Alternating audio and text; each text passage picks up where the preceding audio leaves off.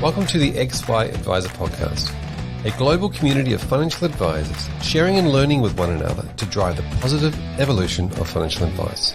To get involved, go to xyadvisor.com or simply download the XY Advisor app.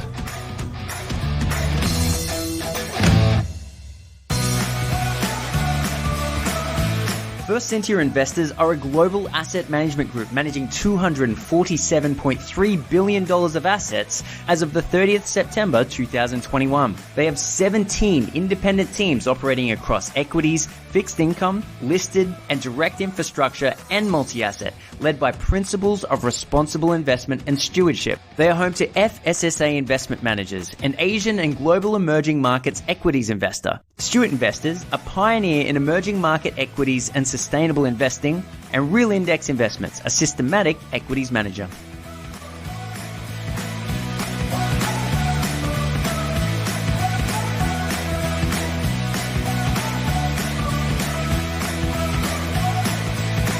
Welcome back to the XY Advisor Podcast. I'm Fraser Jack, and today we are talking about buying and selling financial planning businesses. I'm joined by Chris Athanassios. Welcome. Thank you so much, Fraser, for having me on the podcast. Now, how did I do with the pronunciation? Was that all right? Did I? Very well. Now, tell us, you're a lawyer. You spend a bit of time working in the space with different businesses. Tell us a little bit about your day job. Sure. So I co-founded MillerPrince approximately 5 years ago with my two business partners, Matthew and George. We came from big law firms. I practice in corporate banking and restructuring. Those are my particular industry sector practice areas, I should say. And my business partners do a lot of property, both commercial and residential, and then in strata law, and that's their practice areas. We have a team of associates, so 3 associates who assist us, and a paralegal and soon to be a law clerk. So there's 8 of us in the firm. Well, fantastic. And location?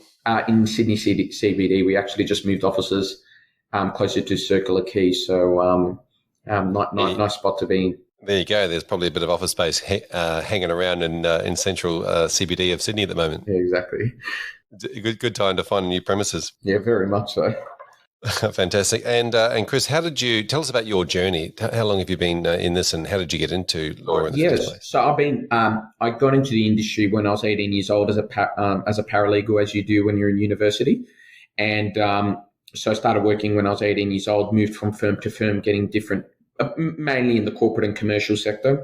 Then I was working in a relatively, large boutique firm, had a national presence. I left that, got into the top tier firm at Minter Ellison, focused a lot on banking or corporate banking. And then my business partners, who I knew George quite well, sort of knocked on the door and said, why don't we start a firm? And, after some pushback, and eventually I said, you know what, why not take the leap of faith and have a crack, and 5 years, never looked back once. Yeah, it's interesting because your journey is very similar to, say, young financial planners coming through these days, doing through a professional year, becoming an associate, working through that. I think our system's loosely based on the legal system, and then obviously being able to start your own firm. Yeah. And now the objective is to grow it right and grow it in the right direction. Yeah, exactly right. And, so many similarities, understanding who you best serve and who you can help and sort of swimming in your lane, all those sorts of things. Exactly. And focusing and having a good relationship with clients, I guess, is the other similarity, right? So it's very relationship driven, especially, for example, in the Australian market. Yeah. And I guess a lot of your business, the same as, similar to an advisor. An advisor might have a bit more of a ongoing service agreements with their clients, but the relationship that you form with your clients sort of needs to have referral relationships and getting new business in all the time. Yeah, exactly. Fantastic. So tell us a little bit about, we sort of want to focus today on, financial planning books and buying and selling. There's obviously 2 sides to that. One is the purchaser and the other is the seller. I think there'll probably be people on this podcast listening to this that would benefit from both those angles of conversation, probably one more than other. But tell us about what you're seeing in the space with regards to, mergers and acquisitions and buying and selling of financial planning books. Well, typically, where a client, either wants to sell their business or wants to purchase the business, typically we get involved at a very early stage and that's usually what's recommended, right? Because the last thing you want is, as you're close to trying to agree on, purchase price and whatnot, then lawyers come in, or, advisors come in, they're like, have you thought about this, and then you end up reshuffling, the transaction. So typically we see in a favorable situation, clients get us involved early.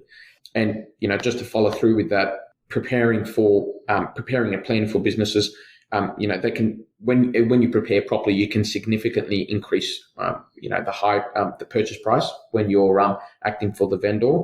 But also with that in mind, you reduce stress and, the uncertainty that comes with, transaction.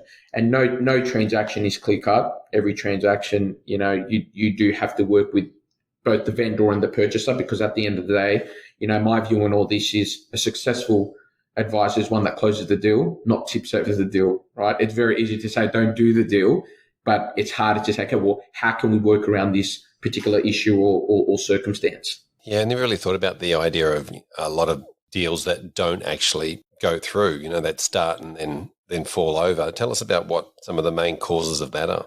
Well, I think not seeing eye to eye and managing expectations from the beginning, typically valuation misalignment is probably a common one, where the vendor thinks that their business is worth a lot of money and the purchaser says, no, it's not. Like, the reality is it's the valuation should be at X. But also, one thing that you don't see often, where, in the case where you're not buying a client book, but also you're buying the business as a whole, integration, cultural integration is a very critical one as well. You would want to see a circumstance where, not only do you close the deal once you buy the business, but there is an integration in terms of cultural alignment, client servicing expectations, etc. Yeah, really interesting. And also, I also feel there's things like the licensing that sort of muddy the waters and what those client, target markets are. Yeah. And again, just circling back on, readying the business for sale or working with the purchaser to make sure that the purchase is seamless. Just like clients speak to financial planners, right? Business owners should speak to professional advisors, to assist them, with getting the best outcome on the transaction. Yeah, this is an interesting point. So we're talking about time, right? We're talking about the time it takes to prepare versus the old, the quick, fast sale type. I need to buy now. And that preparation time can obviously lead to very different multiples or business valuations. And outcome as well on the transaction. Yeah. What sort of time are we talking about? We've seen a deal close at last Christmas. We had a term sheet that came in mid-December. We ended up closing at 31 January. Now that was really quick, and we really focused on making sure that the client achieved that a particular objective. But granted, that particular we were just purchasing, or our client was just purchasing the client book.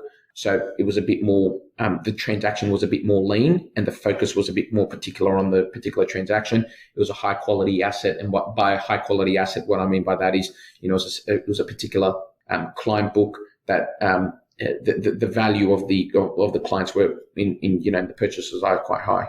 Yep. Now, when you talk about the difference between book versus a business, can you just explain that? Yeah. So typically when you're buying a client book, you're focusing on the actual clients and the rights associated with the clients, being the recurring revenue, the benefit of the contracts, the records, etc. Whereas when you're buying a business, you're focused more so on the overall business of the particular target company. So, for example, that would encompass the property where they conduct the business from. So you'll be taking over the lease, and that can look like an assignment or an innovation, but dealing with the new landlord. You'll be retaining the staff to ensure continuity of the business. You'll be looking at any material contracts that they have, such as, software providers, licensing requirements. You'll be, obviously you get the benefit of, you would try to get the benefit of the client book as well as part of that transaction. So typically you see either the acquisition of client book with a focus of the recurring revenue of the client book, or usually the business. And ideally it comes down to what the objective of the purchaser is, which is an important topic when you're speaking with the purchaser about acquiring a business, is the idea that the purchaser has a current infrastructure, has the infrastructure ready to bring on, more clients and an advisor, in which case, in most cases, they'll focus on the client book and, maybe retaining one advisor or two advisors that are able to service the client book. Or is it the case that you'd like to grow the business in a different state, for example, in which case the question positioned to the purchaser is, do we purchase the business, in that particular state, as an example, so we can have a presence, for example, in Queensland or New South Wales or WA or Victoria. So it really comes down to the circumstance of the particular purchase. Yeah, I was thinking when you were saying that, sort of, is it a merger or an acquisition, or is it those sorts of things? But tell us about what's the difference then when it comes to valuations, recurring revenue models versus EBITDAs type thing. Tell what's the difference? So when you're purchasing a client book, usually the clients have there is recurring revenue associated with the particular clients. One of the critical factors that we focus that is important to focus on, or the parties focus on, is, well, what's the purchase price for that particular client book, and what is the methodology for calculating that purchase price? So usually there is multiples of recurring revenue, and this is not my particular specialty, but commentary that I've seen just out of interest in terms of well, how do you value the recurring revenue? It really comes down to the client fees. And what I've read is client fees above $3,000. Typically you got a valuation anywhere between the 2.7, 2.8 mark to the 3. I've recently seen 3.8, 3.5 of the recurring revenue, annual recurring revenue, I should say. And again, I'm no particular expert in this, but just based on commentary that I've been reading, and client fees less than $3,000, you're looking typically in a multiple of 1 to 2.5 of the recurring revenue. And again, that's no strict particular data. It's just average commentary that I've been reading. Yeah, that's interesting, isn't it? Though obviously we think about the cost to serve a particular client, and if it's below that sort of average of 3,000, or if we assume the average is 3,000, then it really affects the multiple. Yeah. And then when you focus on, so that's when you typically buying the client book, and then when you focus on the business, the purchase of the business, that can come in two forms. There's the assets. You purchase the assets, and as I've mentioned previously, when you purchase the assets, you're getting an assignment of the lease. You're making new offers to existing staff of the business. So you're looking at the profitability of the business as a whole.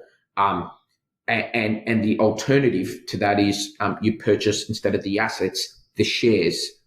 So you're taking over the target company shares, and that can come in a number of forms. You can do minority interest, or generally it's complete purchase in the business, and you're effectively stepping into the shoes of the previous vendor. That's probably the best way of describing it. And again, ways of computing the purchase price is either EBITDA or effectively the profitability of the business. And again, not my particular specialty, but again, a very, very critical and important factor when parties are negotiating what the purchase price is, and what the computation, and how do they compute to that purchase price. Yeah, that's a really interesting point then, when it comes to full or majority shareholding. And I'm assuming there's probably going to be people that listen to this that one day will buy into a business, and they're buying a share in the company structure, I guess, that owns the business and therefore is responsible for all those leases and staff and all those other things. And that's generally if we went with an EBITDA business model.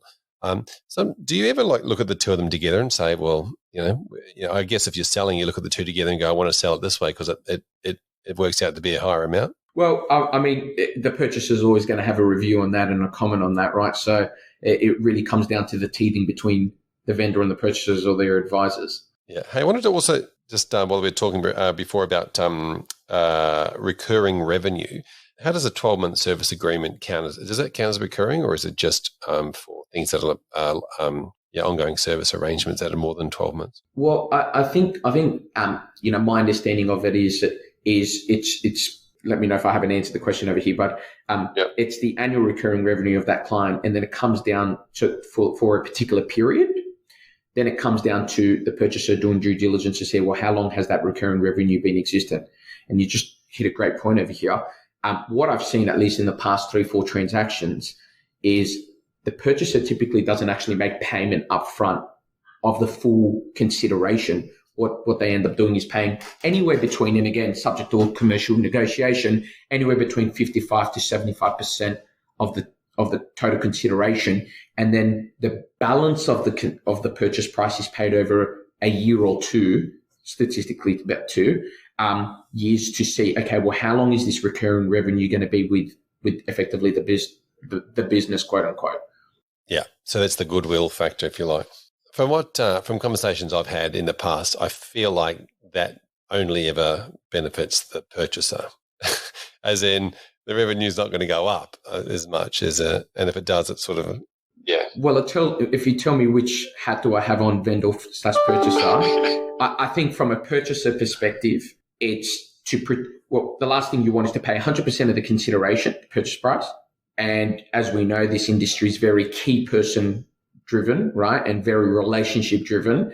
And, the advisor that sold the business, or the vendor that sold the client, I should say, ends up in 2 years starting their own, or a year and a half starting again, and then taking that exact same client because, they've went to bees 3-4 times, in the past month and whatnot.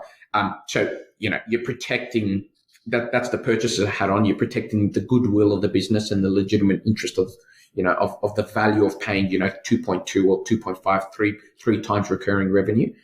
And from a vendor perspective, I guess, really incentivizes them to ensure that the client remains with the purchaser. Yeah, I kind of feel you're absolutely right. Depending on which hat you wear, if you're buying a business, you want to go in there with that. We'll pay you some now and pay the rest later. And if you're selling, then you might want to go in with hey, I just want it all up front. Let's just do the deal and walk away. With those revenue, I know you're not a valuer. You don't do the valuations, but how do you see that then? Like other professions, that's quite high compared to other professions, isn't it? Like there's accounting books and legal books. They're not up that 2.7 to 3.5 times. No, yeah, I agree with that, but I think you need to look at the business, holistically, right? I've seen in other businesses away from professional services where EBITDA multiples are 6-7 times. And the reason for that is the infrastructure is there. The key persons, I think the key is one of the keys, and based on my very humble understanding of, valuations, when you're paying 5-6 times multiple of an EBITDA or an adjusted EBITDA, the key persons, if they're taken out of the business, I think the critical component is, well, the business is self-sufficient. It can generate the profits. It can continue to generate the profits, et cetera, et cetera. So I think, in terms of, just circling back to your direct comment, I think it is quite relatively high, particularly, for legal practitioners. We definitely don't have a high multiple. And I think the reason is that it's very key person driven, right? If I leave tomorrow, the firm, will my clients follow? Likely follow, not guaranteed, but likely. So I guess that reciprocates the multiple applied. Yeah, it's interesting, isn't it? That key person risk for financial advisors, as you sort of mentioned there, if you are selling a book or even the business, is as somebody that's selling their business to try and make sure that key person risk is not there, and to transition the clients over to having a relationship with the business more so than the key person. Yeah, before they sell. So the way to police that from a purchaser perspective, or the way to govern that from a purchaser perspective, this concept of key person risk is effectively the relationship is with the advisor, and the clients like the advisor and the advisor like the client, but that from the purchaser perspective, they're paying a multiple on their recurring revenue. Well, the way to police that generally is, introducing concept of restraint of trade and enforceable restraints of trade. And the argument, one of the arguments that I try to position is, well, if we're paying, for example, 3 times recurring revenue on the client book, well, you should be restrained for 3 years. That's generally the way I position it when I'm acting for the purchaser. Yeah. How does that work, the restraint of trade? Because I hear different things. Some people say, well, you can't stop somebody from earning a living, but then what's the idea behind? So the idea is to protect the purchaser's interest, and if the purchaser's buying the client book, well, to protect the purchaser's interest in that client book, because the last thing anybody would want is you're buying 3, for example, and I'll continue to revert to 3 times recurring revenue, but for the purpose of the example, 3 times recurring revenue. Well, you want to make sure that you haven't paid 3 times that client's recurring revenue only to find out 6 months later the vendor's taken that exact same client and can redo it again, and can sell the right to that client or the entitlements to that client again. So it's restraining the particular vendor or the associates of the vendor to ensure that, they can't service that particular client in the context of a client book. Now, you want to make sure that you want the restraints to be enforceable, and that's quite a complicated area. But the idea is to ensure that, again, the purchaser's interest in the context of a client book is protected. Yeah. Now, in this restraint of trade, it feels a bit like what you're saying is a restraint of stealing the clients, not necessarily trade, like they can go get new clients. Well, yeah, if we unpack the restraint of trade concept for a moment, there's a number of ways you can restrain somebody from trading in, let's just call it financial planning businesses. You can stop them from investing or participating in any financial planning business because they may have an interest in that. You can stop them from particular working as an employee in a business, and this can be a combination of all, by the way. Or you can stop them from directly dealing with the particular clients that you're about to sell. So, in my personal opinion, I think a restraint that is particularly enforceable would be, let's say, a common scenario is a purchases from the vendor or client book. Well, the restraint can say, well, you can't touch this particular, or you can't service this particular client book for a period of, say, 3 years. And usually we introduce concepts such as cascading provisions, which essentially means, 3, 2, 1, 6 months. And the idea of that is to say, well, if 3 years isn't enforceable, court should look down at 2 years, 1 year, etc. So I think that would be a very enforceable restraint of trade where you say, well, you can't touch this particular client book. I paid you for that client book and we agreed on a fair valuation. But you can go, work as a financial planner for a different business, provided you don't touch those clients. I could see that as be a very enforceable restraint of trade. The alternative is, and something that's a bit more robust, I'll say, is you can't touch a client book, you can't work, you can't invest in financial planning, you can't do anything associated with financial planning. I think that would be a very difficult restraint of trade to enforce. So I think the short point and the short message to take from it is purchasers should really apply their mind when they're negotiating this restraint of trade. What is it that you're really trying to protect?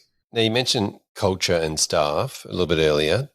Tell us about what you see in that space and how you do due diligence on culture and staff and understanding and cultural alignments and fitting. Because that doesn't seem very, my talking about this, but lawyery is not very how do you deal with all that if something's more of and that feels more HR than legal? Yeah, well, I don't deal with it more. It's more so hearing feedback. I like to take feedback not only from financial planning businesses that we either sell or purchase for, but generally, I do a bit of work in the private equity field, and it's again, being a lawyer, you try to put yourself in the practical scenario and focus what's on critical, because generally lawyers are criticized for only focusing on an indemnity clause, which will likely crystallize or not crystallize. So I like to take a step back and say, okay, once a transaction completes, let's touch base with clients and just see, well, how did the purchase or how did the completion go? Is there a good integration? And one of the common things that I see, at least in the private equity field, is part of the due diligence period, or as the purchaser is acquiring the business of the vendor, interviewing with staff. So just meeting the staff, even if it's for a coffee, trying to understand, the person, the culture of the staff. Getting, for example, client references is not a bad idea either. Do the clients get along, with the particular staff, or is it is the culture not so aligned? So I guess doing practical due diligence is probably something that I don't see much in the financial planning, and I'm not sure if the vendor's protective over the clients, but I don't think it's actually a bad idea. Even if it's a quick 15-20 minute coffee on a confidential basis, clients don't need to disclose their full name, so the vendor feels protected. But if the purchaser is going to purchase the business, and by business I mean the assets or the shares of the target company, I don't think it's a bad idea for the purchaser to say, oh, how do I take a step back over here? How do I really dig into the business over here? What are the staff like? Do the staff get along with the clients? Do the clients like the particular advisors before I make an offer of employment to that advisor? Just really digging deep and trying to understand the culture, because it's all good and well to sign the documents and complete the deal, But what happens after the integration? That's the most important, post-integration M&A. What happens thereafter? That's, I guess, is the critical point. There's so many bits to that. Now, just you mentioned the due diligence period. Give us a quick example of how that works. Like, how long does it normally take? Yeah. So typically in transactions where you're buying the business, and whether that be in the form of assets or shares, it's common for the vendor to give the purchaser access in the for due diligence, and then that access is restricted. Or who's entitled to due diligence? Usually it's the purchaser's advisors, and that includes lawyers, accountants, etc.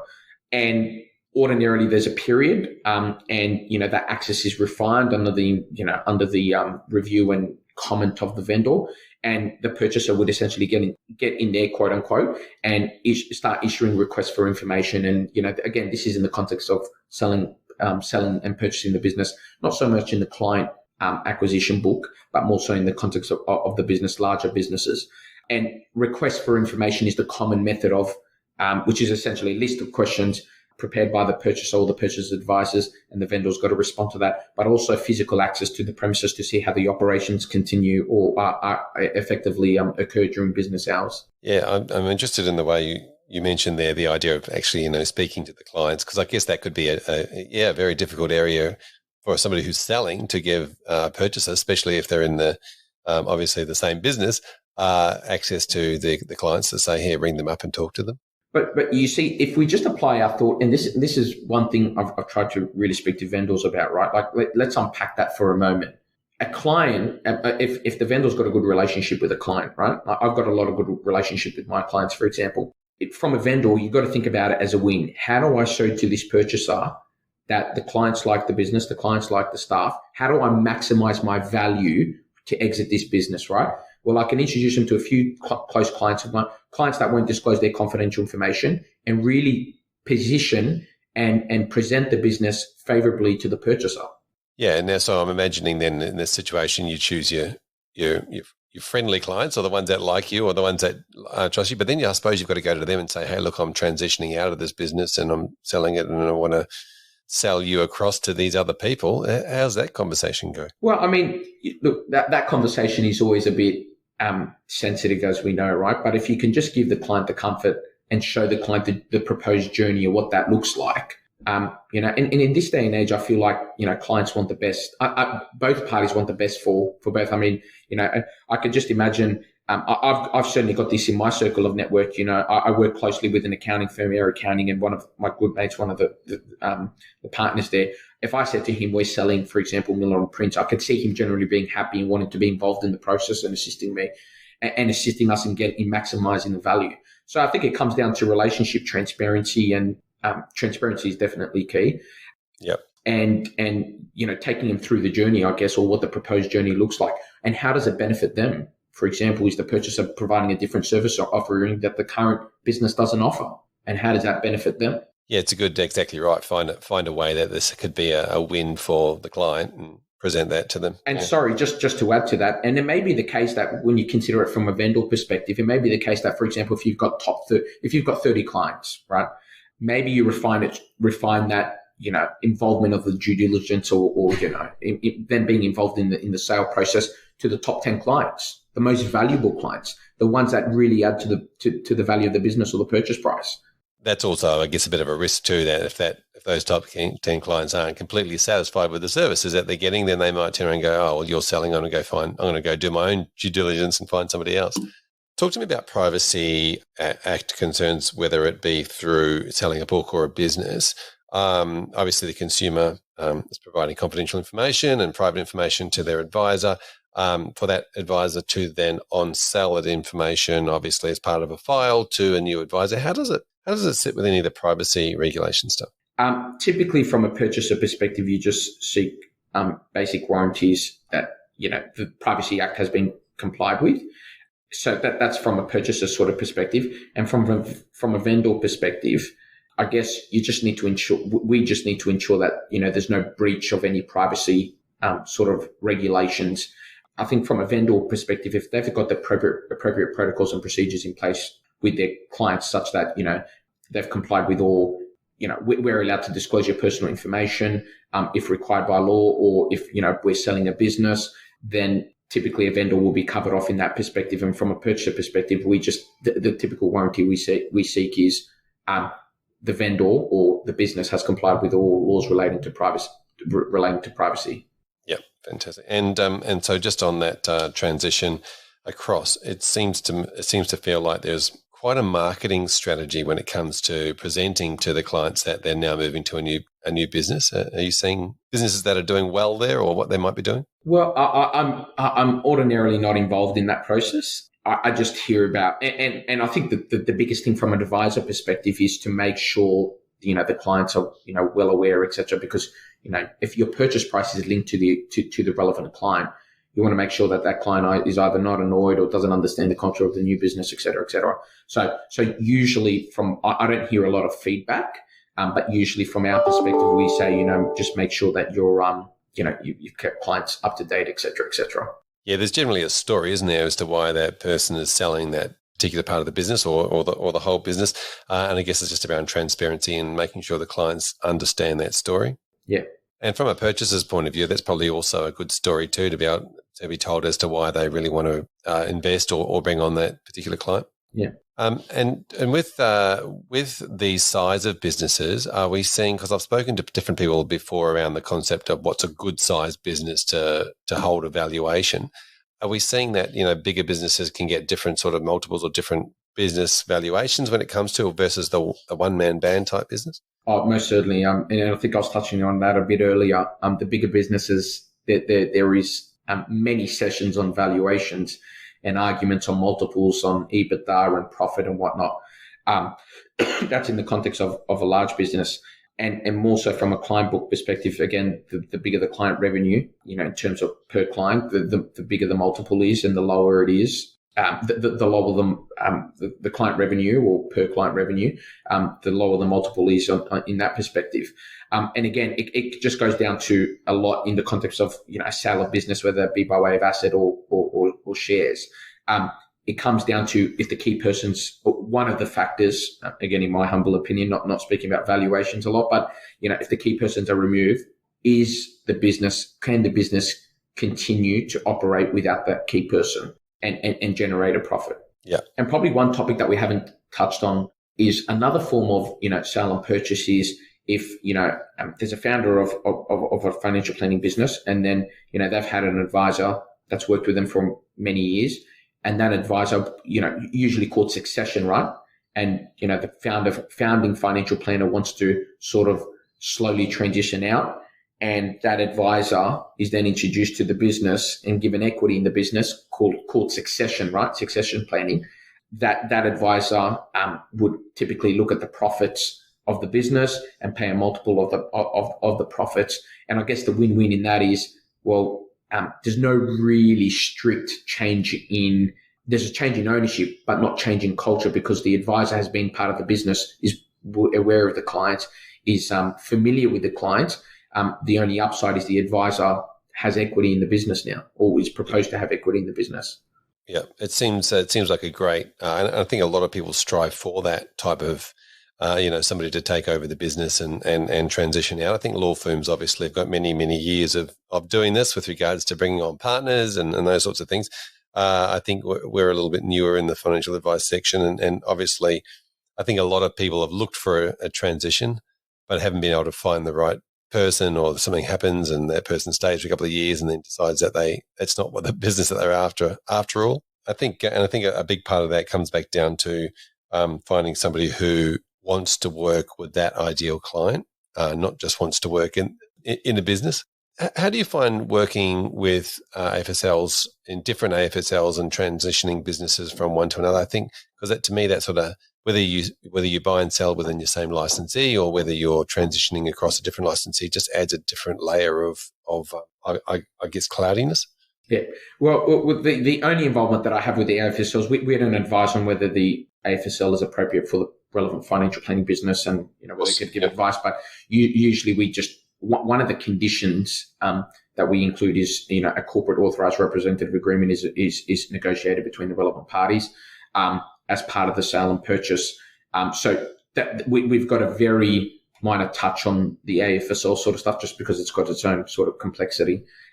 So typically, when we involved in more so from purchaser side, we make sure our conditions are pretty watertight. And one of the conditions are, there's a corporate authorized or appropriate corporate authorized representative agreement entered into by the parties and agreed by the parties.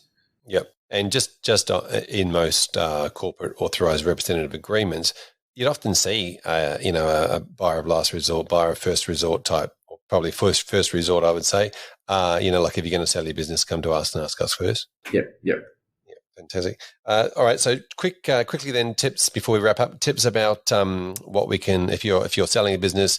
You mentioned things like get involved early and making sure that you really this transition takes a little bit of time and reducing that key person risk. Are there any other tips for a business that's looking at selling? Yeah, I've got some critical pointers. So preparing early for any sale or purchase. So getting advisors involved can make the process quite seamless.